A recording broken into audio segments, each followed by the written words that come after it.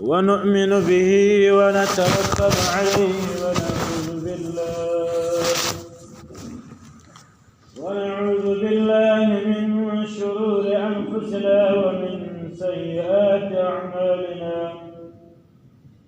من يهده الله فلا مضل له ومن يضلل فلا هادي له.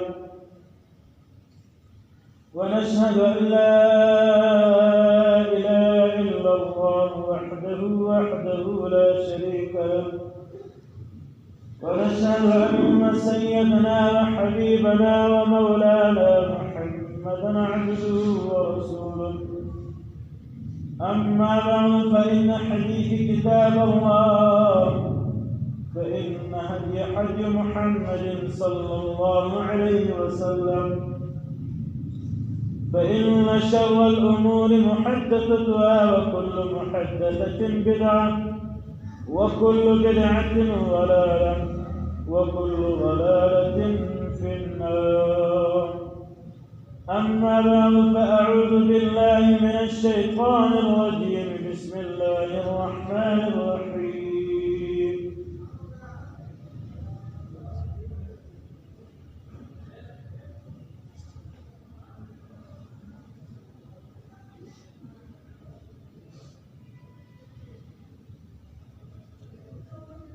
حمد سنا للفاك والرجال سي الله جل جلاله عما نواله. فقرآن عظيم فاكر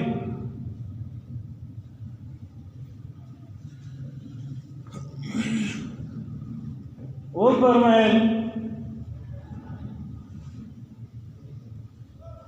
چه مومنانو چې کله تاسو د خوبو راپورته سي راولاړ سي او تګ وکړي او داسو خواته بیا نو تطولنا وجوهکم وایدیکم، اخبر لاسونه اخبر مخونه، وایدیکم او ستاسې لاسونه الى المرافق تر څنګلوی پورې پاک کړئ.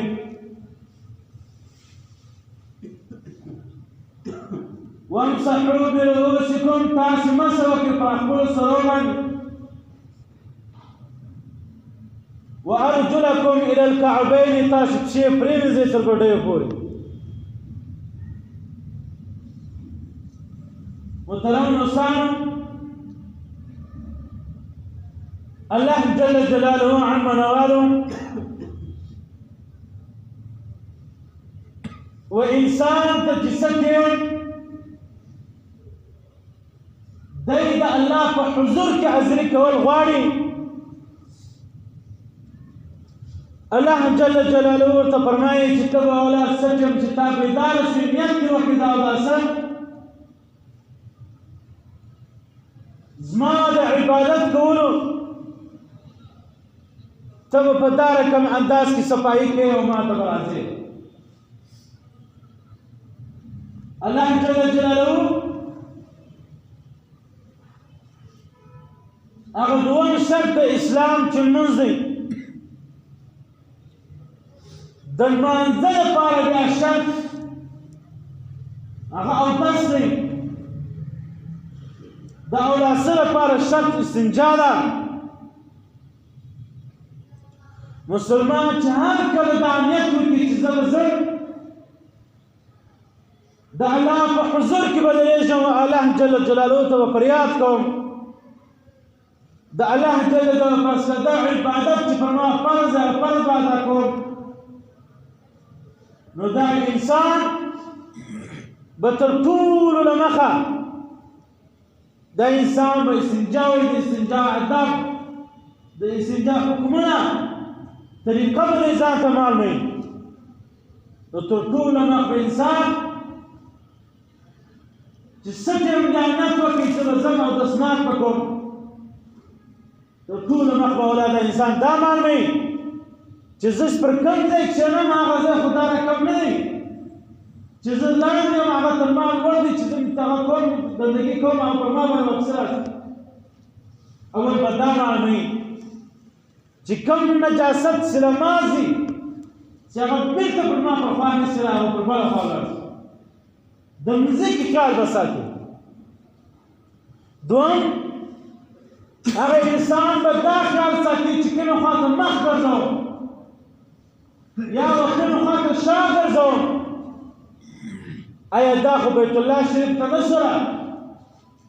چې شا وګرځوم هم بیا وینې ده چې مخ ورته وګرځوم د قبلې خوا ته دا هم بیا وینې ده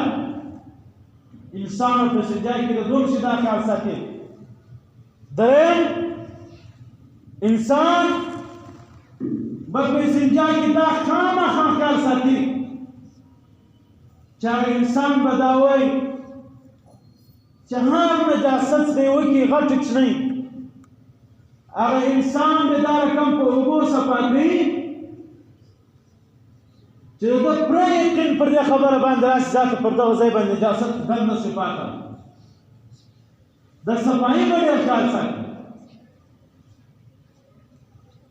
محدثینو او لوی شیوخ علما کرام فرمایي وایي فقه زموږ مذهب دا دی چې کوم انسان کوچنی بولي کې کوچنی امتیاز کوي هغه انسان چې څه ټیم امتیاز نجاست پارې رسولی دی فوراً پر هغه ځای باندې اوبه نه استعمالوي تر ټوله مخ که دا انسان په صحت کې جوړ روغ دی دا انسان به درې واره سخت په زوره وټکېږي چې په رګو کې پاته نجاست په بیا ځای ولاړ دوباره بیا رانیسي یا دا انسان نور هم په طاقت کې په ځواني کې دی بدن یې روغ دی دغه انسان به درې وارې په زوره غاړې تازه کوي چې هغه رګونه صفا شي په هغه کې هغه نجاست پاته نه شي او علماء کرام او خاص کر فقه مذهب زموږ دا ده چې کوم انسان په ځان باندې دا اعتبار نه لري چې زما خو څاڅکي نه لرېږي یا بعد چې زما ورته خیال شي پرتوګ یې کوچنی څاڅکي نوم څه وي هغه انسان به بیا لوټه له ځان سره اخلي په لوټو باندې به دی بیا ولاړېږي به لوټې بېرته نیولې درې څلور ګامه به اخلي قدم به اخلي او مفسرین لیکي که بیمار وړي په دا روان تک کې به هم دی چخېږي قدمونه به غټ غټه بیا د دغه انسان سنجا دغه اداب دغه به انسان پر ځای کړي بیا به هغه سره استنجا وکړي بیا چې اوداسه له څه ټیم راشي دغه انسان به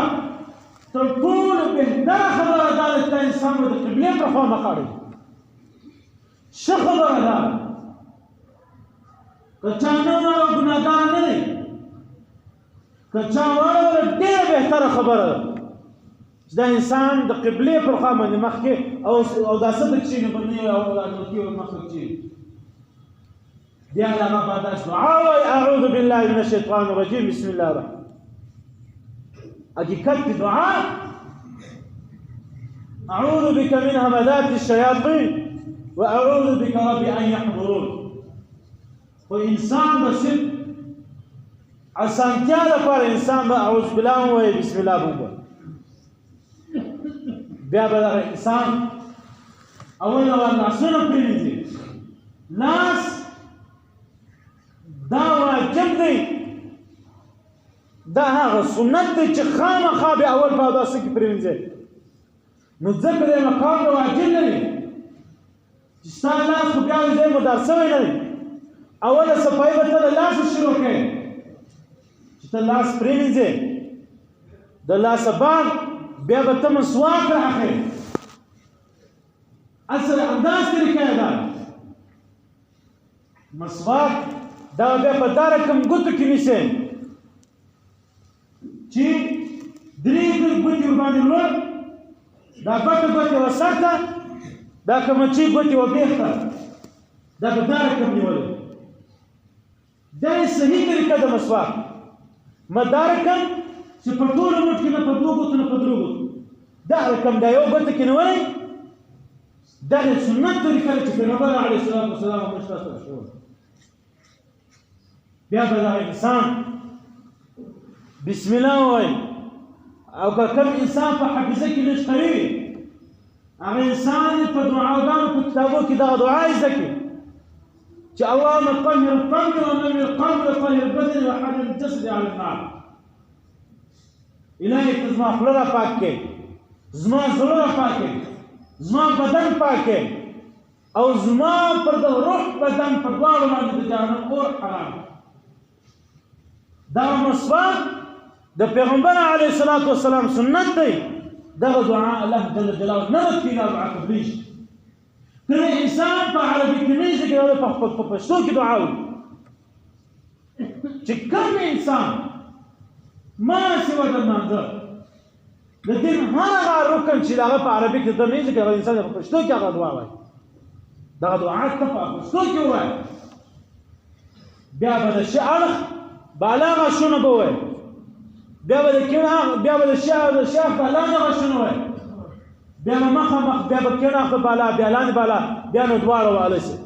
مسواک به دا رقم سیده سیده نه وایي، داسې کړه کړه به نه وایي، دا رقم پرې باسي به. کتابو کې راځي چې په دغه ولو باندې د انسان وروی ته تاوان رسېږي. پیغمبر علیه السلام فرمایي چې تاسې پرې باسئ. علماء کرامو هغه فرمایي. بیا له هغه بعد محترم دوستانو، د مسواک اکسنۍ پیدا دا ده چې کوم انسان ته وخت د زکندن د مرګ راسي، اسرائیل علیه السلام نو د سر ته ودرېږي، د روح قبض کوي، الله جل جلاله به د پر خوله د په دغه زړه باندې په کلمو مبارکو سره راوړي. که دی په هوش که په ناهوش، که دی خوږ که روغ که جوړ، که دی د ځان په حال کې وایي که نه وایي، د مسواک اکسنۍ پیدا یې دا ده. شنۍ پټې پټې پیدا او یا په بعضې ایتونو کې دوه یا پیدا الله تعالی. بیا به د انسان پزه پاکوي. پزه دا به انسان په شي لاس باندې اوبه ورکوي او د کیڼ لاس په کمچۍ ګوته باندې پکې وایي،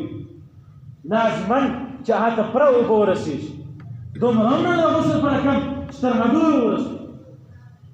صرف هغه سنت او واجب د ترک نه سره. بیا به انسان مخ دا رقم پرې مینځي، که د انسان پر مخ باندې ژیره ولا ویښتان ول، دغه انسان به لاس د الله په دا رقم مخامخ ولاسه نه ورکوي،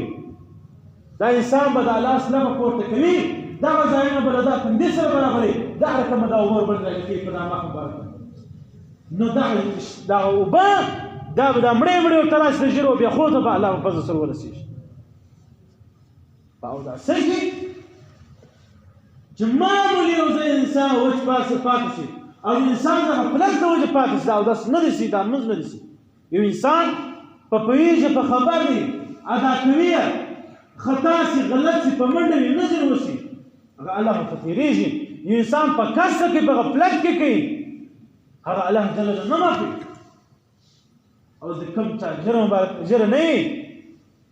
الله دې موږ ټول هدایت کړي چې خپل سنت پیغمبر سنت په ځای. بیا هغه انسان به کوشش دا کوي او سره دا ژیره والا دا به د مخ لاس د غوږو تر نرمیو تر غاړه تر مابینځه پورې چې کوم ځای کې ژیره ویښتان ختمېږي، تر دا ځای پورې به دا انسان مخ ټوله پرېمځي. معمولي دا رقم نه چې صرف دغه دا رقم مطابق، دا رقم تر دې ځای پورې چې کوم ځای پورې د ژیرې ویښتان رسېږي. هر انسان په مخ کې ځان ته معلومولی شي چې زما د ژیرې ویښتان تر په غاړه کې، په سطح کې، په دا غاړه کې تر کوم ځای پورې راغلي. او بیا د بعد 3 وارې به دا انسان پرېمځي. بیا له دغه بعد بیا انسان لاسونه پرېمځي، وایدیکم الی المرافق، دا انسان به لاسونه پرېمځي تر څنګلیو پورې. دا څنګلۍ به کوي، بالا به باید ډېر نه برابر. بیا د هغه باندې به انسان مسح کوي. کتابونه لیکي چې مسح دا د سر ربع، د سر څلورمه حصه، هر انسان چې مسح کوله 3 ګوتې به دا رقم ونیسي، لاس به پرېمینځي، 3 ګوتې به داسې ونیسي. بیا به انسان دا پر سر باندې بوځي تر دغه ځای پورې مابین کوي. تر درازند بالا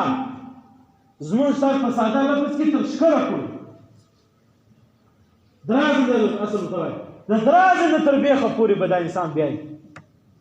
بیا له هغه بعد هغه پټه ګوته به دته ولاړ دا خو درې دلته ولاړې دا پټه ګوته به د سیټ سره کښته کې د غوږو شاته به راشي دا ګوته پاتې شو دا د شهادت ګوته دا به د غوږو په غوږو کې دننه کتابونه کیمیای سعادت لیکي امام غزالی رحمه الله وایي څه چې انسان خوله پرېمینځي انسان یې په پښتو کې دعا وایي یعنې په خپله ژبه کې دعا وایي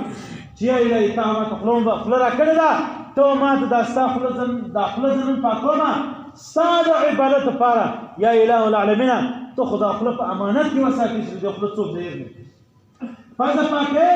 دا دعا وکړه چې یا اله العالمینه تا ماته امانت په طور امانت و ماته پزه الحمدلله روغه راکړې ده نن زه ستا د عبادت لپاره پاکوم ته ماته په دغه پزه باندې د جنت خوشبو را نصیب کړې چې مخ کومه دعا چې مخ راځي د غوږو پر شراله بیا یا اله العالمینه امانت غوږونه دې ماته راکړي دي زه ستا د عبادت لپاره پاکوم په پښتو باندې تم دعا کوله چې په داسې په مابینځ کې پاک پروردګاره ورځ په قیامت دغه زیری ماته را نصیب کړې چې اعلان وشي چې پلانی د پلانی زوی جنتي شو الله جل وعلا ما پته وکړه بیا به دغه بعد مسعد ستې وشي دغه سر غوږونه چې پاک شي بیا به خامخا نوي اوبه دوباره به لاس باندې اوبه تېرې بیا به په سر کې صرف کښېږدنه ده دا کشونه نشته صرف کښېږده په دا سټه کې دا رقم کښېږده دغه ستا مسح پرسوه بیا به له هغه بعد پښې پښې بیا کېنه پښه د پښې ګوتې د ده په مابینځ کې د کیڼې پښې د کیڼ لاس د مچۍ ګوته په هره ګوته کې وهنګه دا مستحب ښه خبره ده چې وچ ځای نشي کې پاک دا یې اودس په اوداسه کې مخ فرض لاسونه پرېمنځل دا فرض مسح کول دا فرض پښې پرېمنځل دا فرض دی په فرضو ترک په فرضو باندې به انسان دوباره اودس راګرځي یو انسان دی اودس یې وکړی هغه د ده په لاس کې په پښه کې په مخ کې د ده خیال نشته یو کوچنی ځای وچ پاتې دی به وګوري چې زما اندامونه یعنی مخ لاس پښې دا اندامونه دا تازه لانده دي که نه دي لانده که تازه لانده و صرف چې پر هغه لوند لاس راکړي چې دغه انسان اودس ته که انسان د باد کې درک ولګېدی او نور اندامونه د وچ کړي دي ځینې وچ شول دا انسان به دوباره اودس کړي اودس یې پاتې ختم شول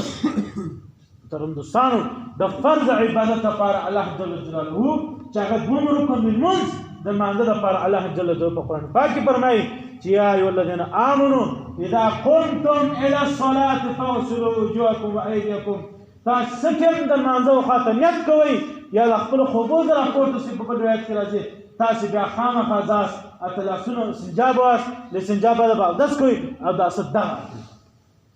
ادب د اوداسه ادب تر ټولو زیات راته خبره انسان که چیرې په اوداسه کې ژغلي دا مکروه دی د اودس بلکل به نه پکې ژغېږي په اوبو باندې دا ترپندې جوړول دا په زوره اوبه څول ولاسو ته او مخو ته یو بل مسلمان و څنګ ته ناست هغه د څاڅکي ورشي یا په یوازې ناست شي ټینګ و مخ ته اوبه وروغورځي هلته څاڅکي پرته دي دا هم مکروه دی په ارام په تسلي سره هر اندام جلا بلا پرېږده په ارام په تسلي سره که کوم انسان تعزیله کوي په زوره د شپارې په عبادت کې دا مکروه دی او محترم دوستان او چې کوم انسان دا رقم اودس کوي چې هغه په غفلت کې کوي نه خوند کوي نه رنګ کوي بس په زوره پر ده بوج چې کوي دغه د بوج عبادت هم پر انسان مکروه دی انسان دی نه کوي بس ختم الله جل جلاله زموږ استازو وایي عبادت ته نه دی محتاج موږ ته او الله ته محتاج یو و الله جل جلاله په سبب پیدا کړو د الله جل جلاله په کوم احکامات عبادت چې موږ ته کړي په هغو عبادت به الله پیدا کړو محترم دوستان خصوصا بالخصوص په استنجا کې به خیال ساتو په اوداسه کې به خیال ساتو که کوم انسان دا وایي زه نه په پښتو دعا ویلی شم نه په عربي هغه دې خامخا لازما دومره کلمه وایي اشهد ان لا اله الا الله وحده لا شریک له واشهد ان محمدا عبده ورسوله دغه دعا دې وایي دا دې وایي پر هر باندې پر هر اندام پر لاسو پر پښو پر مخ الله جل جلاله به ورځ په قیامت په نورو امتیانو کې به ته دا رقم ښکاره کېږي دا رقم ښکاره کېږي چې لکه یو غټ سړی چې په یو ډېرو خلکو مابینځ کې جګ سړی ودرې له لرې ځای معلومېږي دا رقم الله جل وعلا تعالی ښکاره کوي نو بس د څنګه علامات چې دغه انسان پیغمبر اسلام ته ویلي چې دا ټول امتیانو کې به ستا امت څه معلومېږي او زما امت به ډېر ښه اودس کړي مخ به تک سپین روښانه وي لاسونه به سپین وي روښانه وي مسه به کړي ویښتان روښانه وي بریښې به نور وي شی به بریښې زما امت به په اوداسه باندې معلومېږي په دنیا یعنې د حشر په میدان کې زما امت به په اوداسه معلومېږي او انسان بیا دا رقم په غفلت کې هغه انسان نور هم غرق سبا الله جل جلاله ستاسو په دا خبره عمل کوي فکر نشي کې دعا غواړم الحمد لله رب العالمين والصلاة والسلام على سيدنا محمد وعلى آله وأصحابه الذين خلصوا العرب إلى عربان إذا يصبر على الإسلام وطول من يقول لحن كرامته وتمام على الإسلام وسلام فاكو بدرسوا الدنيا الغسيل وكل قبرنا والمناوكين وطول برحال من رحمته فأقبل ذلك المسجد في الحال راسك وفرموز وأن يقول سيدنا حمد الكرامة ثم بماران فقوروك لكسرتالوك بفازير المجلس يطول الشفاء كاملها عجلها دائما مسلمات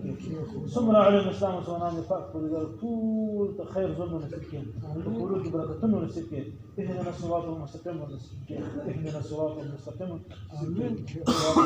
ونسكين استغفر الله رب الفكر ونسكين يا إلهي ثم على الإسلام وسلام استغفر الله رواني تخنور باستقامته ونسكين يا إله العالمين ثم على الإسلام وسلام كان هذه المجلس فزول كم شرعي حاجة تنوي تخلع عين خزانون تكين هذا خير رحمة بقدر زرت بارانون وري ده خير رحمة بقدر زرت الخير بارانون وري اللهم صل على محمد وعلى ال محمد كما صليت على ابراهيم وعلى ال ابراهيم انك حميد مجيد اللهم بارك على محمد وعلى ال محمد كما باركت على ابراهيم وعلى ال ابراهيم انك حميد مجيد صلى الله تعالى على خير خلق محمد وعلى اله وصحبه اجمعين امين يا رب العالمين برحمتك يا ارحم الراحمين